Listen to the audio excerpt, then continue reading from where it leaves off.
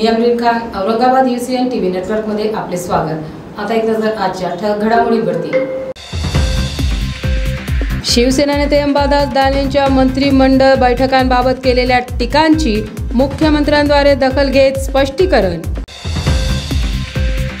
गणपती बाप्पा मोरया, पुढच्या वर्षी लवकर या म्हणत गणेश भक्तांनी केले गणपती बाप्पांचे विसर्जन।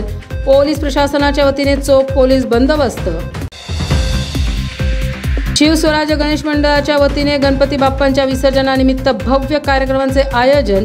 गणेश भक्त मोठ्या संख्येने होते उपस्थित। गणपती बाप्पांच्या विसर्जनानिमित्त पदाधिकाऱ्यांसह महापौर, आमदार, खासदार व गणेश भक्तांनी वाजत गाजत काढली गणरायांची मिरवणूक।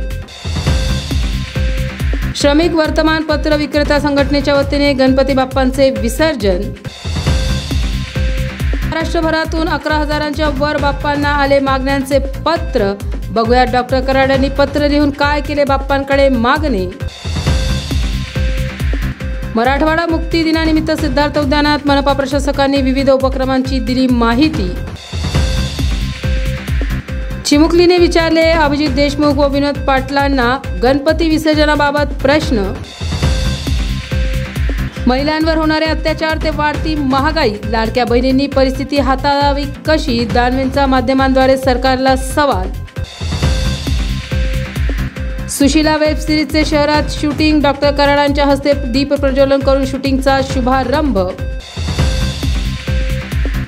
EVM मशीन जनजागृतीकरिता जिल्हाधिकारी कार्यालयामार्फत सामान्य नागरिकांकरिता EVM मशीन प्रात्यक्षिक दाखविणे सुरू। काँग्रेस नेता राहुल गांधींबद्दल शिंदे सेनेचे आमदार संजय गायकवाडांनी केलेल्या वादग्रस्त विधानाच्या निषेधार्थ भीमशक्ती सामाजिक संघटनेतर्फे क्रांती चौक पोलीस स्टेशनमध्ये आंदोलन। महाराष्ट्राच्या संपूर्ण 288 जागा विधानसभा निवडणुकीत लढवण्याचा जय जवान जय किसान संघटनेचा निर्धार।